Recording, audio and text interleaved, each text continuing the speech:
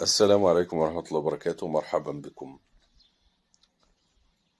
رسمة النهاردة سهلة وبسيطة بألوان الأكريليك.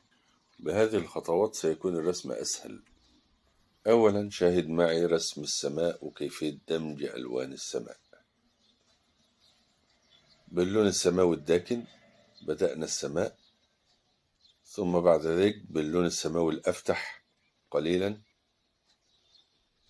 ثم ندمج الدرجة الأولى مع الدرجة الثانية كما نشاهد الآن، وهنزود درجة السماوي قليلا في الناحية الشمال لندرك أن الإضاءة من ناحية اليمين. أما السماء في الأسفل فسنضع بإذن الله تعالى درجات ألوان، لاحظها معايا وكيفية دمجها. الآن بنزود الإضاءة في الأفق. في أسفل السماء هيكون اللون الكشميري مع اللون البنفسجي الرصاصي مع ضربات باللون الأصفر خفيفة. سنضع الآن هكذا، ثم نقوم بالدمج لتعطيك هذه الدرجات اللونية وألوان الطيف الرائعة اللي بتكون في أسفل السماء. لو لاحظت هذا الأمر ونظرت في السماء الحقيقية في أسفل السماء ستجد هذه الضبابية الرصاصية المائلة للون الموف مع قليل من اللون الأحمر مع قليل من اللون الأصفر. درجات لونية رائعة بنشوفها في الحقيقة والواقع، دمجناها بهذا الشكل المنظم وبهذه الطريقة السهلة البسيطة. وساعدنا على ذلك وجود الألوان بكميات معانا في العلب اللي أمامنا دي مدربة بشكل مسبق، لنأخذ من الألوان ونضع على اللوحة ونقوم بدمج الألوان أولا بأول لتكون الألوان بهذه النعومة وكأنها ألوان زيتية. أما مساحة المياه، لاحظ معي كيف نضع ألوان ودرجات ألوان المياه. درجات الألوان بالنسبة للمياه، اللون الأزرق مع اللون السماوي مع اللون الأخضر التركوازي. درجاتها نضعها أمامكم الآن وستدمج بشكل رائع بطريقة منظمة. لاحظ معايا هذه الكيفية. زودنا هنا اللون الأخضر شوية مع اللون السماوي، وطبعا في إضاءات عرضية في المياه، ده اللي بنشوفه في الواقع لو لاحظنا وتأملنا في المياه الحقيقية وألوانها. اللون الأخضر لاحظ معي عندما يدمج معه اللون السماوي يعطينا هذا اللون الرائع الذي نراه، اللون التركوازي. ملأنا هذه المساحة بهذه الإضاءات العرضية التي نراها، ثم بعد ذلك نضع تفاصيل سهلة وبسيطة تكون بعرض الفرشة، ضربات تعبر عن اهتزاز المياه هكذا.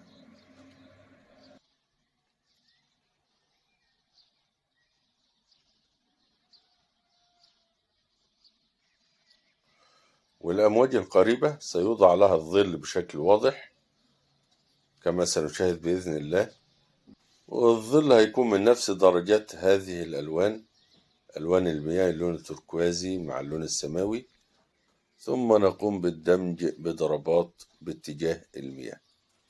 ده اللي هنشوفه الآن، لاحظوا معي.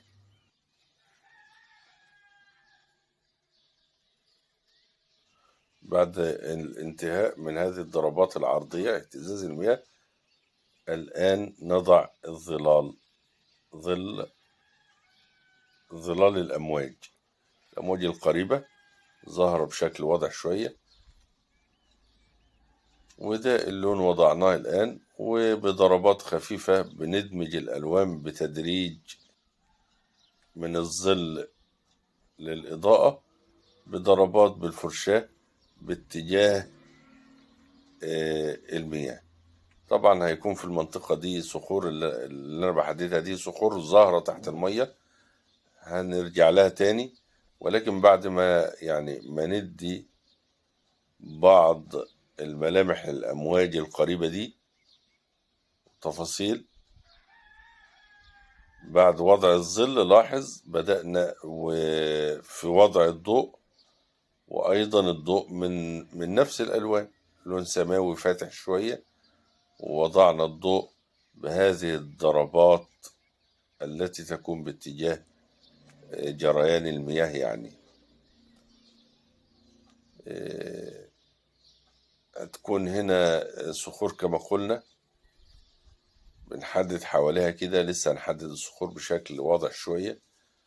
وطبعا هنزود الظل تحت الكتلة الأرضية اللي معانا دي.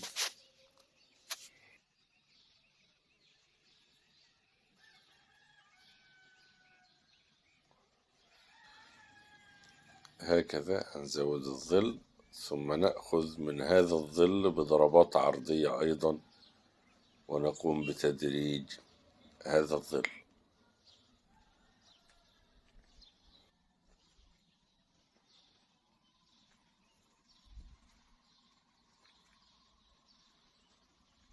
بنأخذ من اللون الفاتح درجات المياه مع لون الظل اللي وضعناه، لاحظ معي، ونقوم بالدمج هكذا حتى نضع بعد ذلك الإضاءة في هذه الجزئية. الإضاءة الممتدة، إضاءة الأمواج اللي رسمناها دي، هتكون ممتدة ناحية الظل، ولكن هتكون إضاءة خافتة شوية لأن الظل ده هيأثر فيها. مساحة الصخور هنديها بشكل مبدئي، لاحظ معايا، وبعد كده هتقسم بشكل بسيط وشكل رائع إن شاء الله، كما سنشاهد مع بعضنا الآن في هذه اللحظات.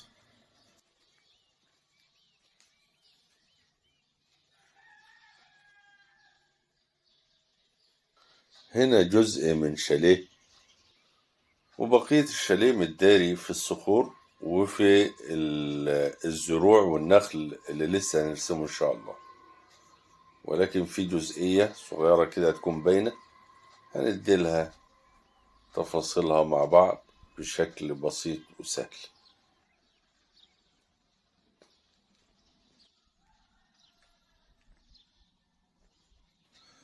وطبعا المياه دي لسه هنرجع لها، نضع فيها أضواء أعلى شوية كي تظهر بريق هذه المياه، ستبدو بشكل رائع بضربات بسيطة، ضربات الإضاءة البسيطة ستبدو بشكل رائع. والأروع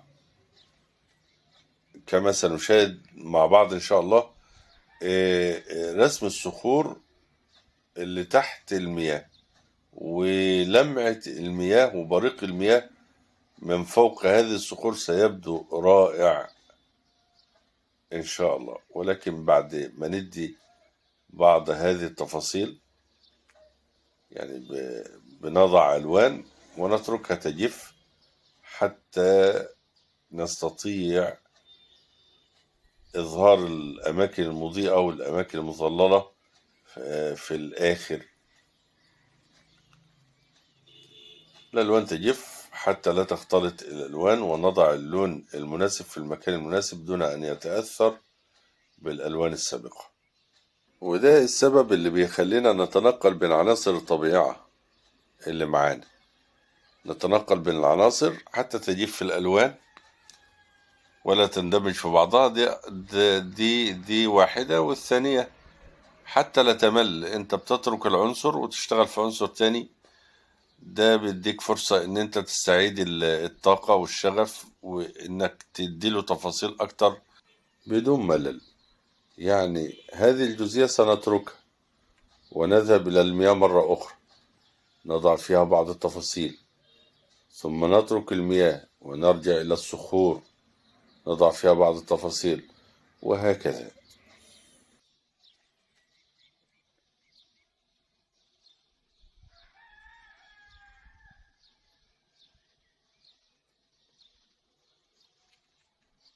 الجزء الأعلى مظلل في هذه الأعمدة، أما الجزء الأسفل نقوم بتزويد الإضاءة، حيث أن الجزء الأسفل معرض للضوء بعيد عن السقف، ظل السقف. والمنصة طبعا موجودة على هذه الصخور، هيكون لها حوامل تحت كده بنضع الإضاءة، وسنضع الظلال الآن إن شاء الله، فتظهر تفاصيل هذه الجزئية بشكل رائع. انتقلنا إلى السقف، نضع فيه بعض التفاصيل، ثم سنرجع إلى الجزئية السفلى مرة أخرى.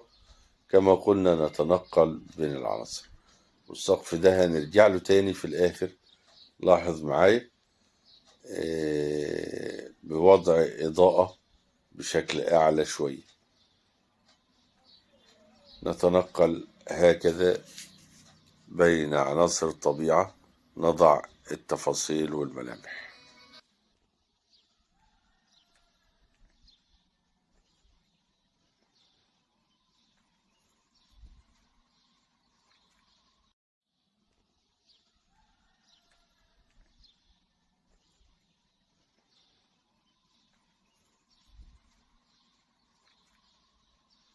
وتعالوا نروح لعنصر الصخور. وعلشان ما تتعبش في رسم الصخور وترسمها بشكل سهل، أول مرحلة بنحدد مساحات الصخور. مساحات الصخور الكبيرة بنحددها بهذا الشكل، تحديد بلون وسيط، لون متوسط، ليس بالمضيء جدا ولا بالمظلل جدا، لون متوسط. بنحدد فقط مساحة كل صخرة، في صخور كبيرة وصخور صغيرة، وفي النهاية هندي لكل صخرة من هذه الصخور إضاءة وظلال على حدة. كل صخرة هتاخد أضواءها وظلالها لوحدها، وده اللي هنشوفه إن شاء الله. كل دايرة مغلقة من هذه الدوائر، كل دايرة تعتبر صخرة، هنضع فيها أضواء من الأعلى، أعلى كل دايرة، ومن ناحية الإيه؟ اليمين. مش الإضاءة في اليمين، نعم الإضاءة في اليمين. وهنيجي من أسفل ومن ناحية الشمال هنضع ظل. وطبعا في الأعماق هنزود الظل جدا، في الأعماق هنزود الظل. بدأنا نضع، لاحظ معي، إضاءة على أعلى كل صخرة من اليمين ومن أعلى كل صخرة، ولسه ما وضعناش ظلال.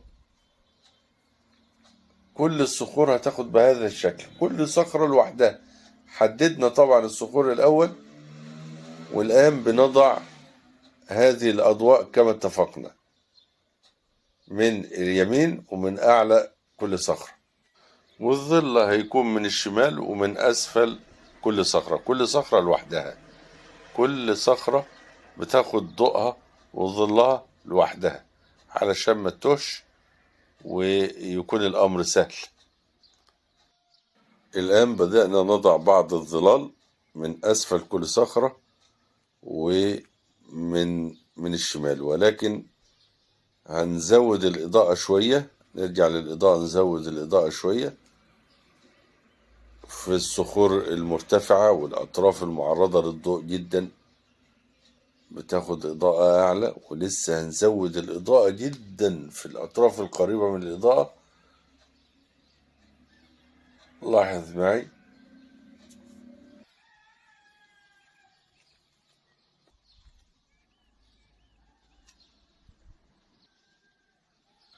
الآن بنقوم بتدريج الإضاءة ناحية الظل وبتدريج الظل ناحية الإضاءة، ليكون الدمج بين الضوء والظل. وبفكركم المياه اللي أمامنا دي لسه هنرجع لها تاني بملامح وتفاصيل مهمة جدا، ولكن كما تعودنا بنتنقل بين العناصر وبعضها.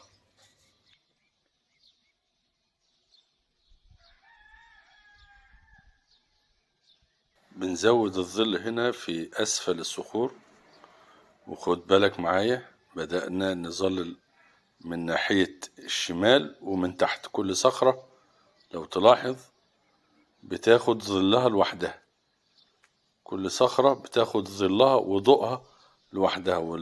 طبعا الصخور المتقدمة خدت إضاءة زي ما احنا شايفين، والأجزاء البارزة من الصخور المتأخرة خدت إضاءة أكتر. اللي أنا بعمله الآن بضع أضواء وظلال لكل صخرة لوحدها.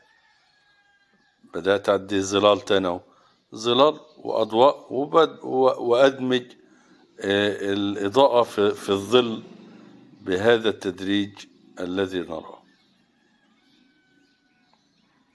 بعض القطع الصغيرة من الصخور بين الصخور الكبيرة وبعضها، وبندي الظل الأعلى على الإطلاق بين الصخور وبعضها، الجسر الفاصل بين كل دايرة والتانية أو بين كل صخرة والتانية.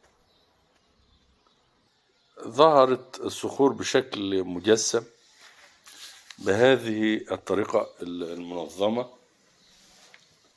لو اشتغلت بها تريحك، وهتطلع معاك الصخور بأي ألوان انت عايزها. وعايز تزود التباين أكتر بتزوده. بتزوده ازاي؟ بتزود الظل وبتزود الضوء، فكلما زاد الظل وزاد الضوء كان التباين أكتر. هنا اللسعات الضوئية الأعلى على الإطلاق. لازم يكون في شغلك إضاءة وظلال، ولازم يكون فيه أجزاء فيها الإضاءة أعلى درجة عن بقية الإضاءات. الأجزاء المضيئة اللي هي في مواجهة الضوء بتاخد الضوء الأعلى على الإطلاق، والمجسمات البارزة اللي هي في الخارج بتاخد إضاءة أعلى علشان يحدث التباين بينها وبين مجسماتها الداخلية اللي هي في الظلال. منصة الجزء اللي باين من الشاليه بدأت تنفصل، وهنا طبعا دي نوافذ زجاجية بتاخد إضاءة الزجاج بشكل أكبر شوية، انعكاس الألوان اللي حوالين الزجاج. الزجاج بيعكس الألوان اللي في المنظر، سواء كانت ألوان السماء أو ألوان المياه.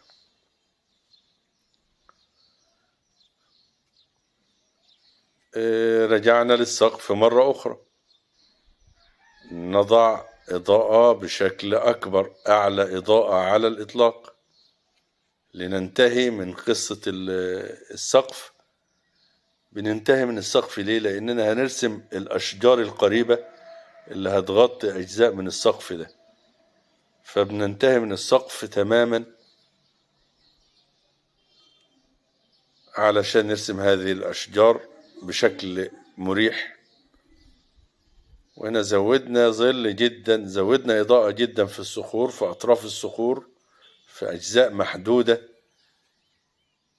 السوك المرتفعة والسوك المواجهة للضوء مباشرة. وهنزود أيضا أعلى إضاءة في الأمواج اللي أمامنا دي. كما قلنا سر من أسرار الجمال إنك بتختار أماكن معينة وتضع فيها أعلى إضاءة، وبتختار أماكن معينة وبتدي فيها أعلى ظل. بتختار الأماكن دي بناء على إيه؟ أعلى إضاءة بتكون في الأماكن المرتفعة جدا، يعني أعلى قمة في الموجة اللي معانا دي هنديلها لسه إيه؟ ضوء عالي جدا، هنرجع لها تاني. ولكن الآن بننشئ النخلة اللي هتكون في الجزئية دي، هندي لون وسيط ونرجع نظلل عليه من ناحية الشمال أهو كما نرى، وهندي إضاءة من ناحية اليمين. كلام واحد ومتكرر،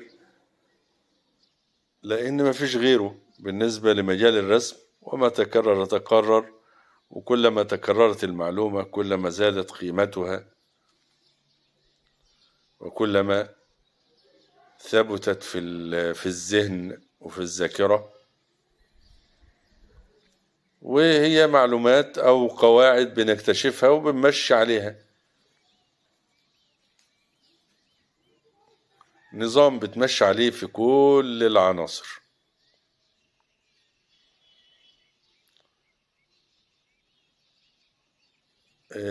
تابع معايا أوراق النخيل، وإحنا بنبدأ بجريدة جريدة.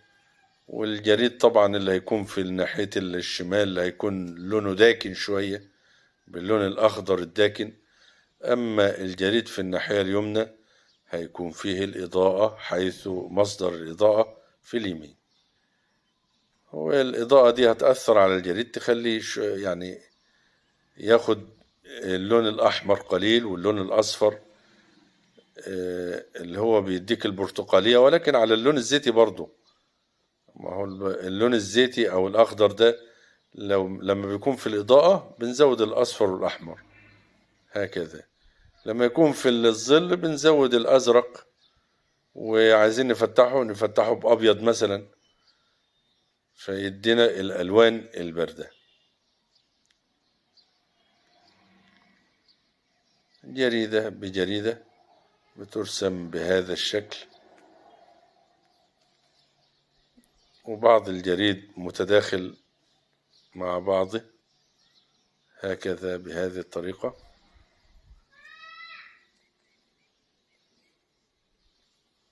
بسيف الفرشاة، تكون فرشاة محدودة لم تنتفش، وبندي هذه التأثيرات. طبعا في الناحية اليمين كما قلنا الإضاءة بنزودها شوية، وخاصة في الجريد القريب.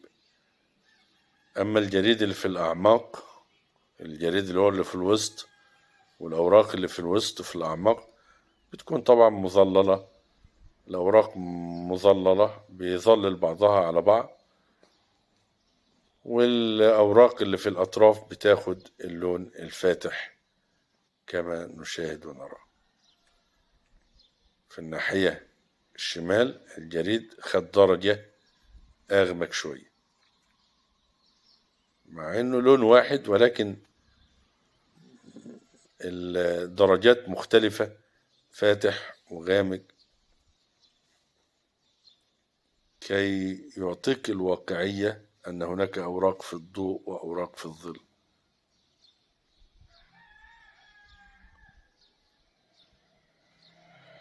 اللمسات الأخيرة بنحط فيها، بنضع أعلى الظلال وأعلى الأضواء. نرجع للمية، ندي الصخور، نحدد مساحات الصخور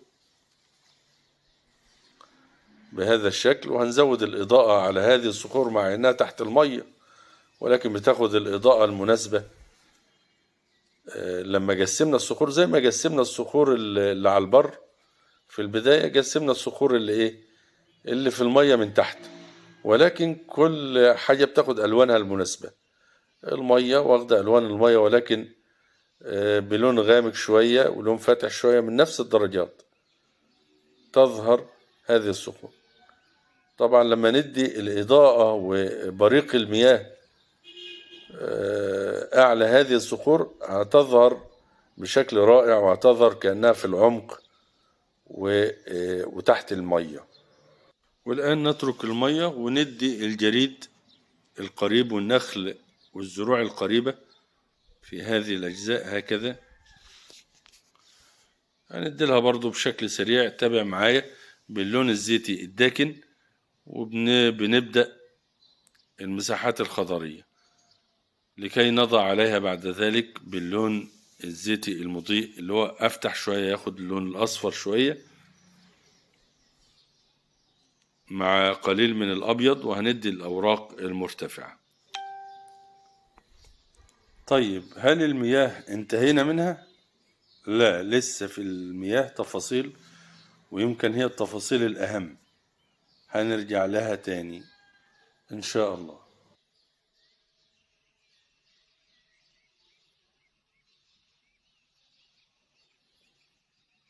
تداخل الأوراق بهذا الشكل كلها بالألوان، ألوان الظل. والآن بدأنا نضع ألوان الضوء، بنفتح الأخضر شوية وندي بعض الأوراق المتقدمة. أصدقائي الكرام، بفكركم بالإعجاب لهذا الفيديو دعما لهذا العمل كي نستمر. عمل فيه جهد ومشقة وبذل يحتاج دعمكم، بارك الله فيكم وحفظكم. الإعجاب بيأثر كتير وبيفرق معانا كي نستمر وينتشر الخير على أيديكم، بارك الله فيكم. رجعنا للمياه، بندي إضاءة ولسه ما وضعناش أعلى إضاءة، ولكن باللون السماوي لون المياه بندي التأثيرات القريبة واهتزازات المياه القريبة بضربات متباينة بهذا الشكل. والبريق أعلى المياه فوق الصخور اللي رسمناها هكذا. ولسه كما قلنا هنضع إضاءة عالية جدا في منتصف هذه التأثيرات، والمياه هكذا تأثيرات وحركة المياه تحت الصخور والحد الفاصل بين الصخور والمياه المظللة اللي تحت، طبعا بلون مضيء مناسب. الإضاءة هنا مش عالية بشكل أوفر، لأن الإضاءة أصلا في الظل هنا. أما الإضاءة في الجزء اللي في النور وفي الإضاءة في الجزء المضيء هنعلي الإضاءة جدا جدا جدا. تابع معايا هكذا. وأيضا قمم الأمواج، هذه الأمواج هتاخد في القمم أيضا الإضاءة، والجزء اللي هو في الناحية التانية ناحية الإضاءة، شفت قمة الموجة خدت بهذا الشكل لمسة بس مكان لمعة وبريق المياه بتظهر بهذا الشكل اللي أمامنا. ختاما يا رب نكون استفدنا واستمتعنا، وعلى أمل لقاء بكم ومنظر جديد وأجواء جديدة. لكم مني أطيب المنى وأسمى الدعوات، والسلام عليكم ورحمة الله تعالى وبركاته.